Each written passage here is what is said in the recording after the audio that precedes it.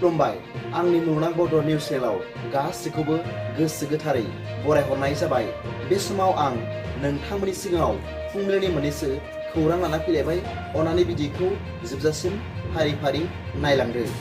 गिबि रादाबाव दं आसामनि बाक्सा जिल्लायाव मोनसे सोमोनांथाव आरो मुगैथाव जाथाय जादों, जेराव सासे 17 बोसोर बैसोनि हिनजावसाखौ बिनि बिबथैया जिनाहारि खालामदोंमोन। बाक्सानि सिमला ओनसोलाव बे गिख्रंथाव जाथाया जादोंमोन। दायनिगिरिखौ 60 बोसोर बैसोनि लक्ष्मीकान्त दास होनना सिनायथि होदों। हिनजावसानि नखरा दायनिगिरिनि बेरेखायै एफआइआर थिसनो, जायनि सायाव बिथा खालामनानै बिथांखौ पक्स' आयेननि सिङाव खानाय जाबाय होनना खौरां मोनदों।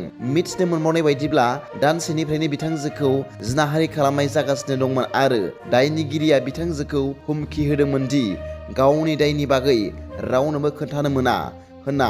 हमजानायनि उनाव दायनिगिरिया लाजिगैयै महरै मिडियानि सिगाङाव गावनि दायखौ सिमान लादोंमोन। नैथि रादाबाव दं आं हाग्रामा महिलारिनि मिथिङाव मानसिफोर जमा जानायखौ नुवाखै। बे बिसायख'थिया गाहाय मन्त्रि नरेन्द्र मदिनि आरो हिमन्त बिश्व शर्मानि। मानसिफ्रा फामि बिबाराव गल होनाय मानि नरेन्द्र मदिखौ मोजां मोननाय। बे बाथ्राखौ बुंदों मैया खौरांगिरिफोरनि सिगाङाव बिटिआरनि चिफ प्रमद बर'आ। थामथि रादाबाव दं सिगां समाव बर'फोरनि सोलोंथाइ बिथिङाव जौगायैनि जाहोना जाबाय प्रमद बर'नि बड'लेण्ड सोमावसारनायनि मुङाव उन्दै उन्दै फरायसाफोरखौ लानानै सानफ्रोमबो सोमावसारबाय थानायनि थाखायसो जादोंमोन। बे बाथ्राखौ बुंदों बिपिएफनि दैदेनगिरि अमर सिंह ब्रह्मआ। बिथाङा बे बाथ्राखौ बिटिआरनि चिफ प्रमद बर'नि फोरमायनाय देग्लायनि सेबाजों खुंजानाय मेट्रिक आनजादनि रिजाल्टआव चिरां जिल्लाया दुलाराय आसामनि गेजेराव सेथि मासि आवग्रिनो हानायखौ बिटिआर गोरोबथानि गोजोन गोरोबथानि थाखाय जाफुंनो हादों होननायनि फिननाय हिसाबै बुंदों।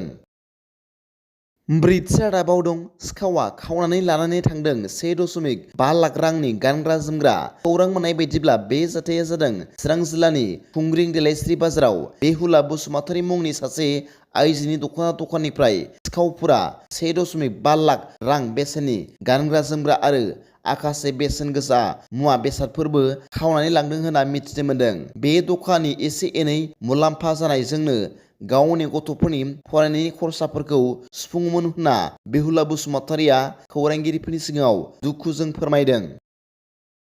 बाथि रादाबाव दं थांनाय रबिबारनि मोनायाव आसामनि मंगलदै जिल्लायाव गिख्रंथाव जाथाय जादोंमोन, जेब्ला सासे सुबुङा गावनि बिसि आरो बिनि फंबायखौ एसिडजों गाग्लोबदोंमोन, जायनि जाहोनाव बिसोर गोब्राबै जोखोम जादोंमोन। बे जाथाया मंगलदै जिल्लानि वार्ड नं 2 आव जादोंमन। सुलुंनि बायदिब्ला दायनिगिरि अख्तर हुसेना गिबियाव गावनि बिसि रफिदा बेगमखौ गाग्लोबदोंमोन जेब्ला बियो उन्दुगासिनो दंमोन आरो उनाव बिथाङा गावनि फंबाय रफिकुल हुसेनखौ गावनि थाग्रा खुलियाव लेंहरदोंमोन आरो उनाव गाग्लोबदोंमोन।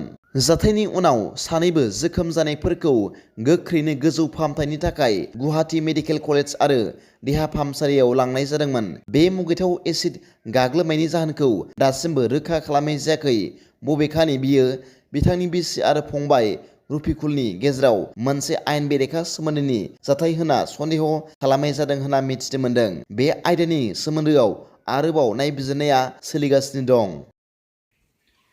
दिनैनि फुंबिलिनि मोननैसो खौरांफोरा दा बेखिनिल'मोन।